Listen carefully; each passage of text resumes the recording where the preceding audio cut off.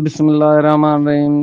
शहनशाह भिटाई साहब बैत वेह मुंद बंबोर में हाड़ हाड़ होड़ महल कूड़ कज में कॾहिं सची ॻाल्हि मसल जानब लय मजल सूर विसार मससुई।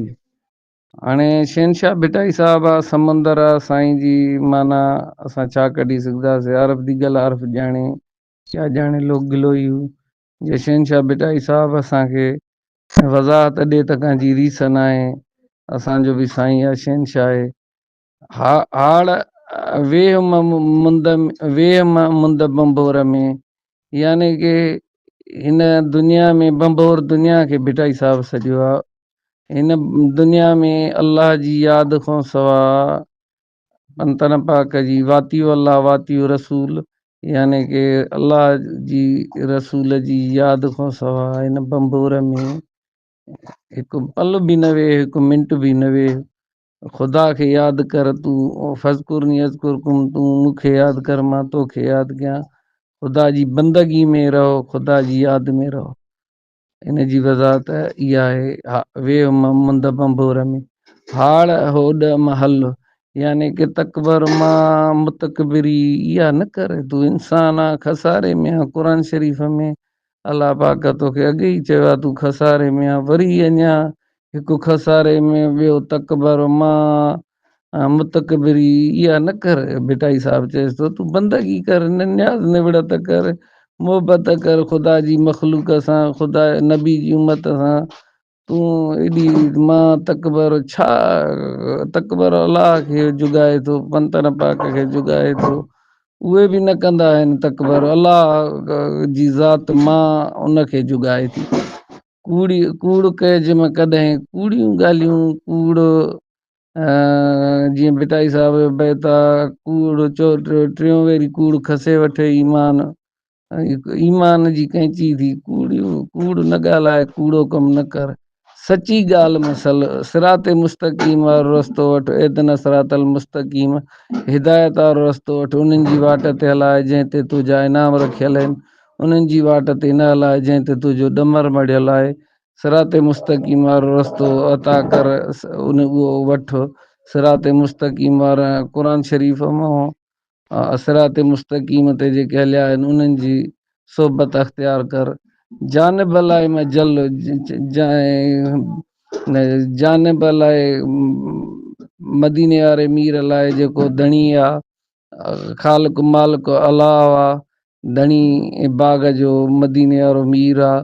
उन जे लाइ जल, उन जे लाइ पंहिंजे पाण खे जलाए छॾ। उन जी यादि में, यानी कि एतिरो हलियो वञिजो। वाह वाह, ख़ुदा फरमान कयो आहे न त वातियो अल्लाह वातियो रसूल, मूंखे यादि कयो, अतायत कयो मुंहिंजी ऐं अतायत कयो मुंहिंजे रसूल जी। सूर विसार मां ससुई। ससुई चई केतिरा सूर खिया आहिनि पुनल खां, बलोच खां।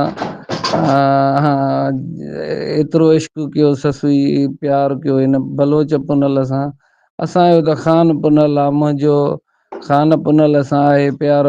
जोगी थी मां मुरलियूं वॼायां, ॻोल्हियां पंहिंजे पुनल खे। जे तूं हुन जेतिरा वयाणी जेतिरा बि सूर नथो खणे। ससुई मादी थी, ज़ैफ़ा थी, एतिरा सूर खिया, फाकिया कयईं। ऐं पेरें उघाड़े पंध ते जबल जाॻियईं, वञी ॿॿरनि खां ॿेर घुरियईं। माई थी एतिरा पुनल खां पंध कयईं, तूं त मर्द आं, ख़ुदा जो बंदो आं। तूं एतिरा बि सूर नथो खणे पंहिंजे पुनल खां, उनजे दीदार खां, उनजे मुशाहिदे खां। तो हिमत कर, चई मथे मर्दा मदद ख़ुदा। पुनल पाण अचिणो, कुझु आउं बि अॻ भरी थियां। पुनल ईंदुमि पक, कुझु आउं बि अॻ भरी थियां। माई एतिरो हिमत करे जंहिं अलाए वञी काथे पुॻी। अॼु दुनिया सलाम करेसि थी, तूं मर्द थी करे, जवान थी करे जंहिं ज़ैफ़ां जेतिरो ई कमु न करे सघियो आं। हैफ़ थी चई असगर, तोखे हिमत कर, तूं मर्द आं, ख़ुदा तोखे मुड़ुसु ठाहियो आहे।